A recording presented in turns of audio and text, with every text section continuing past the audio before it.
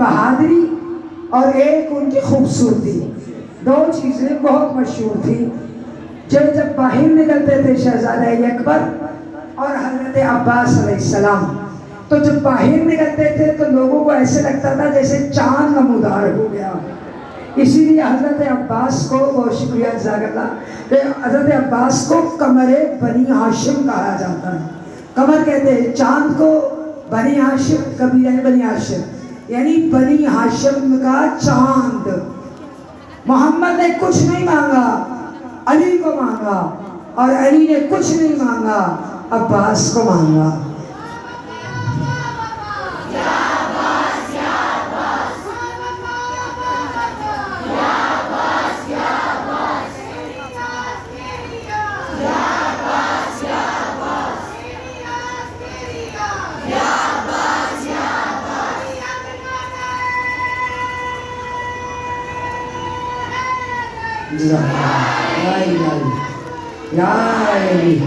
سلامت ہے۔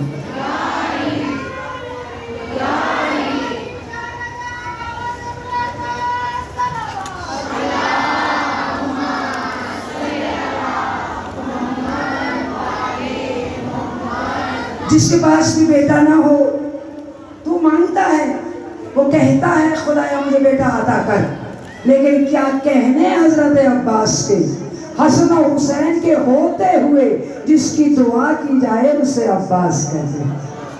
حسن و حسین جیسے بیٹوں کے ہوتے ہوئے اگر علی مانگے تو اسے عباس کہتے ہیں۔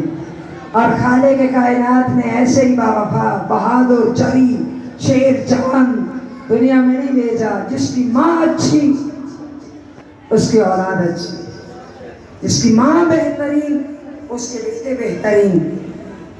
جب مولا کائنات نے چاہا کہ جب جناب سیدہ کی شہادت ہو چکی تھی، جا چکی تھی، رخصت ہو چکی تھی اس دنیا فانی سے، تو امیر کائنات نے چاہا کہ میں شادی کرنا چاہتا ہوں، اپنے بھائی عقیل کو بلایا اور دو تین شرط بتائیں کہ جاؤ ایک ایسے قبیلے کا انتخاب کرو، سب مائیں سنیں، سب بہنیں بھی سنیں، جاؤ ایک ایسے قبیلے کا انتخاب کرو جو باوفا ہو، جو شجاع ہو۔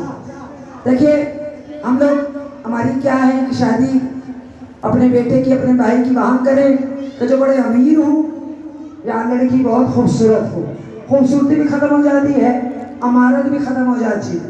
مولا کائنات نے دو خصوصیات بتائی، بہادر قبیلہ ہو اور باوفا ہو۔ یہ ایسی صفت ہے اور ایسی اچھی صفات ہے کہ انسان کے اندر سے یہ صفت جاتی نہیں۔ جو وفادار ہے وہ وفادار ہے، جو بہادر جری ہے وہ بہادر جری ہے۔ کہا جری ہو، بہادر ہو، وفادار۔ کلابیہ خاندان جو کہ شجاعت میں بہت مشہور تھا، وفاداری میں بہت مشہور تھا، جب یہ بنی ہاشم کا خاندان سے رشتہ گیا تو ان کی بیٹی تھی جس کا نام تھا فاطمہ کلابیہ۔ فاطمہ کلابیہ ان کا نام تھا۔ جب ان کے گھر میں گئے، بلکہ یوں کیوں نہ کہوں کہ جب سرداروں کا رشتہ ان کے گھر گیا ہوگا تو ان کو تو بٹھانے کی جگہ نہ ملی ہوگی، اور علی جیسے بادشاہ اور علی جیسے بہادر کا۔ تو جب شادی ہو گئی، مجنونوں کو ذہن میں رکھیے گا کہ جیسے ہی یہ خاتون، یہ معظمہ فاطمہ کلابیہ در بدول پہ آتی ہے تو کیا تربیت تھی جناب سیدہ کی۔ بچے آگے بڑھتے ہیں، ادھر سے حسن و حسین بڑھے، ادھر سے شہزادیاں آئیں، مادر گرامی آپ پر ہمارا سلام۔ کہا کیا کہہ رہے ہو بچوں، آپ سیدہ کے بیٹے ہیں، میں آپ کی ماں بن کے نہیں آئی، میں آپ کی کنیز بن کے آئی ہوں۔ ماں نے کنیز کہا۔ عباس نے ساری زندگی حسین سے کہا تو میرا آقا، میں تیرا غلام۔ کیونکہ ماں نے کنیز کہا تو بیٹے نے غلام کہا۔ ماں کی تربیت بول رہی تھی، ماں کے الفاظ، لفظ بھی دیکھیے، کہا کہ میں آپ کی کنیز بن کے آئی ہوں، میں سیدہ کے گھر کی نوکری کرنے آئی ہوں۔ کہاں سیدہ، کہاں مجھ جیسی کنیز۔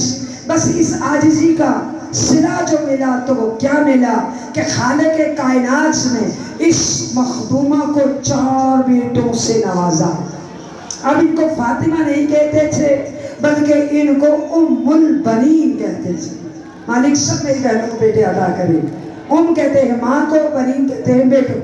اللہ آپ کو سارے بیٹے عطا کرے۔ اب ان کو ام البنین کہتے تھے۔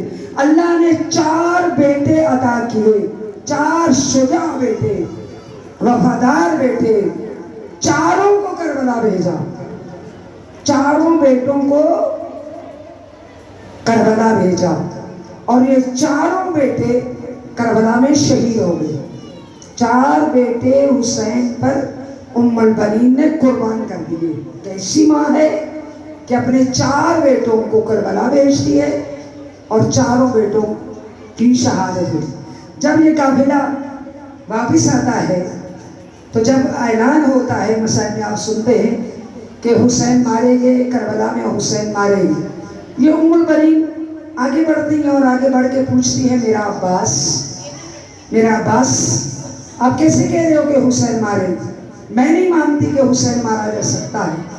کہا کہ مجھے بتاؤ کہ میرا عباس، یہ بار بار اپنے بیٹے کا کیوں پوچھ رہی تھی؟ حضرت عباس کا کیوں پوچھ رہی تھی؟ حضرت عباس کا اس لیے پوچھ رہی تھی کیونکہ بیوی کو اپنے بیٹے پہ اتنا اعتماد تھا، اتنا اعتماد تھا، وہ جانتی تھی کہ اگر عباس زندہ ہے تو حسین زندہ ہے، اگر عباس زندہ ہے تو بیویوں کے پردے سلامت ہیں۔ اور جب مولا کائنات نے اپنی بیٹی کو سارے رستہ، شام، کوفہ، بازار سب بتایا تھا، ان سب کو پتہ تھا کیا ہونے والا ہے۔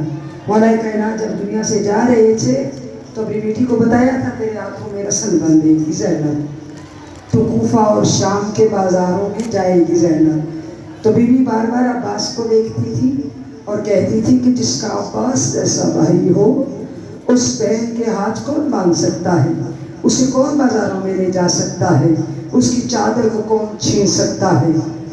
جب یہ قافلہ چلا تھا مدینے سے تو ایک آواز آتی تھی، الحجاب الحجاب الحجاب۔ 3 دفعہ آگے بڑھ کر حضرت عباس کہتے تھے کہ حجاب کر لو، اجلی کی بیٹیاں آنے لگی ہیں، اپنے رخوں کو موڑ لو تاکہ نبی زادیاں یہاں سے گزر جائے۔ جب تک حضرت عباس زندہ تھے، جب تک حضرت عباس زندہ تھے، اور یہ مرثیہ پڑھا ہے امام حسین نے عباس کے لاشے پہ، یہ مرثیہ پڑھا ہے، کسی کی لاش پہ مرثیہ نہیں پڑھا، لیکن عباس کے جانے پہ اور ان کی لاش پہ یہ وہ واحد شہید ہے کہ جہاں امام نے مرثیہ پڑھا اور امام نے کیا کہا، عباس عباس جو تیرے ڈر سے آنکھیں سوتی نہیں تھی وہ اب آرام سے سو جائیں گی، اور تیری پہراداری کی وجہ سے جو آنکھیں اطمینان سے سو جاتی تھی وہ اب سو نہ پائیں گی، یعنی اہل حرم۔ آپ کیا سنتے ہوں گے جب آج کے مسائل پڑھے جاتے ہیں کہ بیویاں پھر سو نہ سکی، عباس کے بعد بیویاں سو نہ سکی۔ مالک آپ کو لے جائے کربلا، اور کربلا کی ترتیب ذرا دیکھیے گا، خیام حسینی کی ترتیب دیکھیے کہ جناب زینب کا جو خیمہ ہے وہ سب سے لاسٹ میں ہے، اور حضرت عباس کا جو خیمہ ہے وہ بالکل سٹارٹ میں ہے۔ گویا کہ خیمے لگا کے عباس نے بتا دیا تھا کہ میں ان کا محافظ ہوں، میں ان کا محافظ ہوں، میں سکائی سکینہ ہوں۔ بار بار حضرت عباس پانی لے کے آتے تھے۔ جب علم برآمد ہوتا ہے تو آپ نے دیکھا ہوگا کہ علم کے ساتھ ایک مشکیزہ ہوتا ہے، علم کے ساتھ ایک مشکیزہ ہوتا ہے، کیونکہ کربلا میں اجازت نہیں ملی تھی حضرت عباس کو۔